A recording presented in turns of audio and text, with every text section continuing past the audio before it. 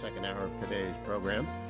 I got to tell you, they always say as you get older, and I'm aware of this, that your filters come down.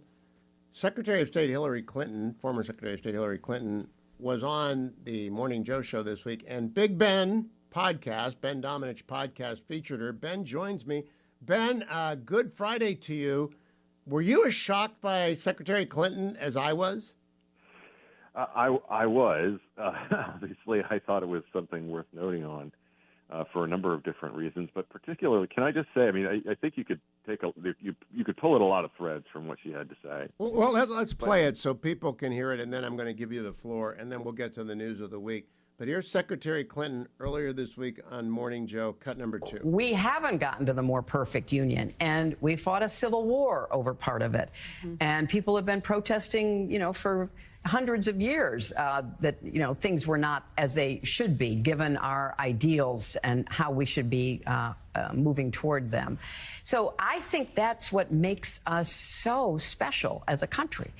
And the idea that you could turn the clock back and try to recreate a world that never was, dominated by, let's say it, white men of a certain persuasion, a certain religion, a certain point of view, a certain ideology, is just doing such damage to what we should be aiming for. And we were on the path toward that. I mean, imperfectly, lots of, bumps along the way, but I agree with you, we were on the right trajectory. What does that even mean, Ben? That's sort of a Rorschach test for people. What do you think that meant? I heard your monologue, but explain it to the audience. Well, to me, what I hear in that is that Hillary Clinton hasn't learned anything, one, from her deplorable comments. She's essentially doubling down on that belief. But the thing that really sticks out to me, and there's a larger conversation to be had about this, is I think it is part of the Democratic whiplash of the last 8 to 10 years, essentially, in America, that they thought coming out of the Obama experience that they were predestined for a long arc of history that was going to end and everything that they wanted to happening. And that included them just dismissing the importance of, what she describes as white Christian men, though I actually would say it extends much further than that. It's really anybody who disagrees with their agenda, who feels left out by it. And as we saw in this most recent election, that actually includes not just, white Christian men, but a lot of Latino voters as well, higher numbers among black voters. Obviously, improving his standing among women for Donald Trump in the most recent election. These are all people who felt left out of that left agenda that they believed was an inevitability. And I think that with that comes a degradation of the importance of manhood and fatherhood and everything else that we have viewed culturally as important within society. And I think a driving element of that, of course, has been the religious factor. It's important to me that you mentioned that.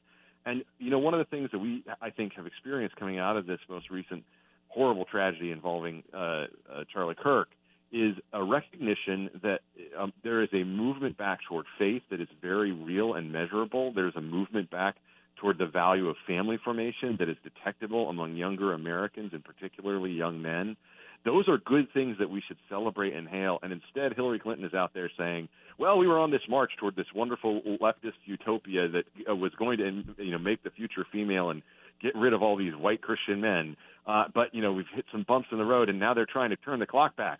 And that to me is not the message of a majority party for the country. And it's as long as they are listening to that, it's not just a problem that they have with the AOCs of the world, the young leftists of the world. It's also a problem with, let's say, the older Karens of the world, the Hillary Clinton voters, who really did think that this was going to be a tide that would sweep away everything that they disliked about this country. Putin is really the perfect example of people's false hopes going bad, because everyone thought the Soviet Union, when it became Russia, was going to march along the Western road that Peter the Great had marched on. They thought that Xi was going to continue to evolve toward, we have so many sunk costs because we've made so many mistakes.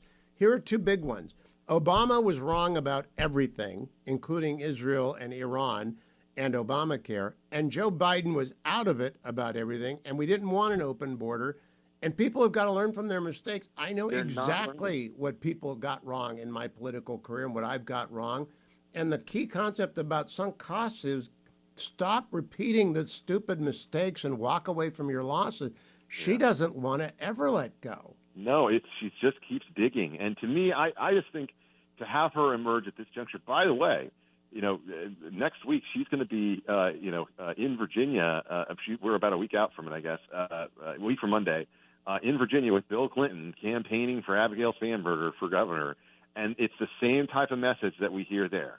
It's this insidery, establishment Democrat message that, is making these promises about inevitability. We've seen how much she's struggled with culture war issues, particularly lately with these trans-related issues in schools and in rec centers across Virginia. And it's one of these things where the Democrats just are not learning from their mistakes in ways that shock me. I would think at this juncture, Josh Barrow is out there today with a relatively smart neoliberal, sort of saying, the number one mistake the Democrats made is they stopped saying illegal immigration. They refuse to say it, and by not saying it, they refuse to acknowledge that illegal immigrants are even a concept that exists. And I think there's some power to pointing that out, but it makes him a very lonely voice, and he's not someone who has any power over the Democratic coalition. Yeah, and I've known Ezra Klein since he was in second grade. He went to second grade with my daughter, and so I followed his whole life. He's pushing uphill. He's trying to get the Democrats to wake up that nothing has worked that they've wanted to work, and to start thinking about different things, much like the Democrats change. But they're going to have to get walloped. Now, do you think the Schumer shutdown is the wind-up to getting walloped? I do, but I also think that this is an interesting moment because Schumer is so stuck in this for political reasons that have nothing to do with what's actually at play in Washington. They have struggled to hand wave their party towards something that they could stand here on principle. But I think that their problem really is there's nothing that people believe about this. It is not a situation where I think the American people understand why Democrats are doing what they're doing. And it's actually playing into the area where Republicans feel the strongest, which is that sending benefits to illegal immigrants is not something that Americans want to be doing. And that's something that I just think that the Democrats in this have been slow walked by the radicals within their own party into an untenable position. Now, the untenable position has surfaced in Portland, where Portland has 635,000 people, and I believe 634,900 of them support ICE and don't like Antifa. But somehow Democrats think being against ICE is smart. I don't think anybody likes Antifa. Do you? I certainly don't, and I also think that in this, you may be a little bit generous there to the folks in Portland, but I will say that I certainly think that you have the percentages essentially right, which is to say, the vast majority of Americans do not like chaos in the streets, and when they see black-clad people and violent protests and things of that nature, and the targeting of government officials who've been tasked with doing something, the targeting of cops effectively, it's not something that they like to see at all. And it's something, quite frankly, that I think that they are not going to reward Democrats for supporting in any way. Democrats are listening to their far-left base and to the loudest voices in the media who are telling them that it's to their advantage to attack ICE, to call them jackbooted thugs, to compare them to fascists. And they have a lot of people online who are echoing those lines of thoughts. I just don't think that actually appeals to most Americans because they don't want to live in communities that are swamped full of illegals who are using government benefits that taxpayers are paying for and who are engaging in criminal activity on a regular basis that comes up in the local news and that people just don't want to see in their communities. And that's I also that listen I think on the Big Ben is a major podcast. Factor, an underrated one in 24. Oh, yeah. Oh, it's going to be huge in 25, too, in Virginia, I think, and maybe in New Jersey. Big Ben podcast, you talked to Brian Kilmeade about the gathering of generals. I've heard like 50-50 on this. No one in the military will talk to me about it. Retired general officers will. What have you picked up, Ben, about reaction to the Hegseth Trump speeches to the generals? We got 1 minute to the break. I've mostly talked to younger members of the military who are friends of mine, and they have no objections to this. And in fact, quite frankly, the bloat in the highest ranks, both physically and in terms of the actual size of the number of generals involved. That's an item of much criticism over the last several years. And I think, Hegseth wanted to send a message along that. Was it over the top? Sure, you can say that. But guess what? A lot of things about this administration are over the top. I just think that the media was trying to seize on something because they hate Pete, and they hate the fact that he's opposed to an agenda that they are fully bought in for, even after all the years of criticism. And even after losing their audiences. During the break, I'm going to begin talking about Israel and Hamas and the reports that are circulating with Ben, and he'll come back afterwards. Don't go anywhere. I'm back with Ben Domenech. Ben, there are reports circulating that after Donald Trump posted his Truth Social telling Hamas, I really mean it, release the hostages now, that they have agreed to release the hostages now. Dwayne has sent me a Reuters report. But AP and Fox have got slightly different. I'm very leery of anything Hamas says. Let's stick with what I know happened. Trump posted this Truth Social post that said, release the hostages, all of them, including the bodies of those that are dead now, all in caps. I think it's getting through. What do you think? I think the messaging is getting through, but at the same time, I don't trust anything that comes out of Hamas. We have to take everything with so many grains of salt. I'm dubious about it. And, I mean, we'll obviously see here. But, look, I think the president has now reached a point where he really is fed up with this situation. And this message, I think, sometimes he is given to firing things off without, perhaps fully considering the consequences of them, or maybe, he takes something that is meant to be a symbol of chaotic, sort of nature to drive some kind of response or reaction from the other side. I didn't read what he said today as being that at all. I read that as being, I am fed up. I'm laying out clearly what my demands are. And if you do not match up with them, the consequences are grim. And that, to me, is something that, we've been sort of seeing him inch toward pretty steadily. And, there comes a point in this presidency, by the way, I just have to say, he has so many different things that he has pursued and chased in these first 8-9 months that he is now, I think, kind of saying the clock's ticking on some of this stuff, and I don't want to have it keep ticking. I've got enough on my plate with situations here at home and around the world that I want to focus on. And this one is one of the most direct in terms of this is a very direct ask. The complexity level to it is not as significant as many in the media would like to pretend, and that's the truth of the matter here. And I think he sent that message well today. Now, Eli Lake said earlier in the program, it is unquestioned in his mind that Donald Trump is the best president for Israel in American history. Israel's only it's less than 80 years old. I agree with him. And before this, it was Nixon in the Yom Kippur War. Yeah. Do you agree with that assessment? I do, and I don't think it's particularly close. The people can talk about, and that's, by the way, I think why some of the criticism that we hear from corners, including people who are former friends, that is directed at the president and this administration over Israel are so over the top and so crazy sounding.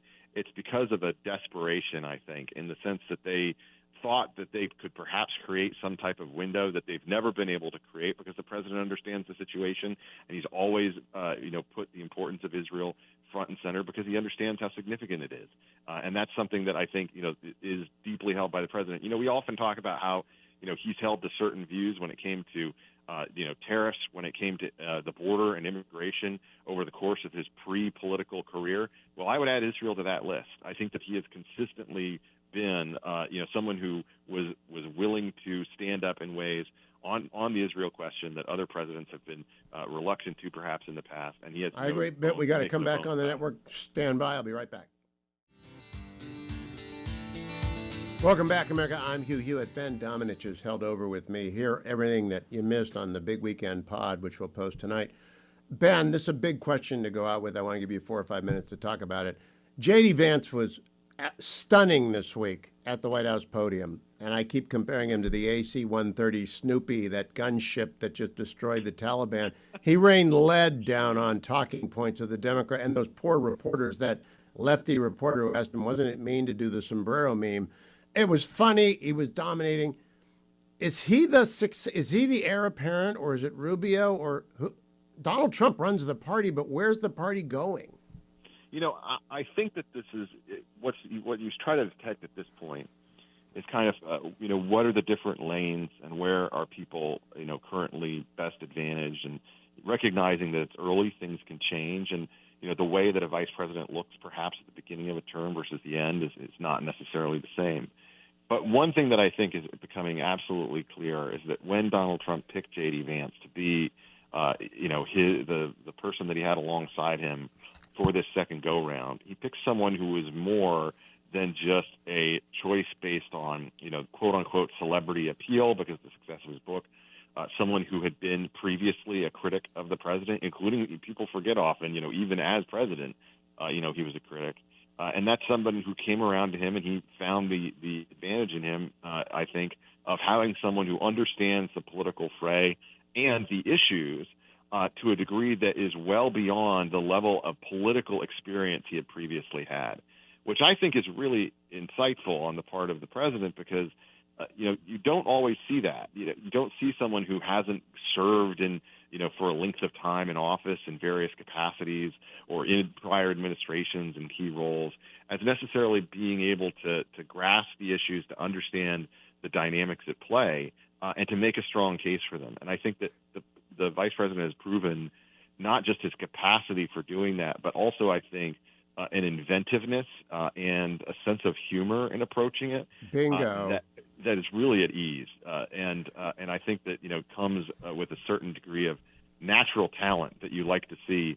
We talk about the difference between a quarterback who has a strong arm and one who can see the field, and I think that JD is someone who has both, and that's something that you rarely come across within the political world, and I think puts him head above any of the other potential candidates. So, Ben, I want to close with this. I have, because I love them, a lot of progressives in my life, and I hear they're very candid with me. They hate JD, which to me is a very good sign. They can't even explain why they hate JD. I have my own theories. Why do you think the progressives, you used the word Karen earlier, the Karens, they loathe them. Why? It's funny because I've started to roll this out a little bit with the guests. I can't remember if I've said it yet on air, but on the Big Ben podcast. But the point that I try to remind them of is every Republican president gets strange new respect. I cannot wait for that New Yorker or Atlantic article that says, Donald Trump was bad, but JD Vance, yes. He's truly awful. We said Donald Trump was Hitler, but this is Mecha Hitler, and it's just. But it's why? Just that's inevitable. It's definitely going to happen, and you can already see the outline of it playing out in front of you, and the why, Hugh. I think part of it is that there's something that is hard for them to grasp about someone who has the unique background that JD does. Is in has the kind of family that looks like his does, in a certain sense. Imagine what their attitude would be toward JD Vance if he was a Democrat. He would be their favorite Democrat, okay, for all of these different reasons. And I think that there is a frustration with him that is, you are a traitor to where you came from, and you have a that family might that be looks it. like this. You need to. You should be on our side, not theirs. Ben, I think that's it. Because I can't explain it, given that he hadn't been in politics that long. Nobody knows that much about him. He's got this extraordinary story. The Hillbilly Elegy was loved by everyone. Now he's hated by the same people that loved it. I think that's it. You should be with us. And no offense to him. My wife was interviewing him this week, and he's a really nice guy.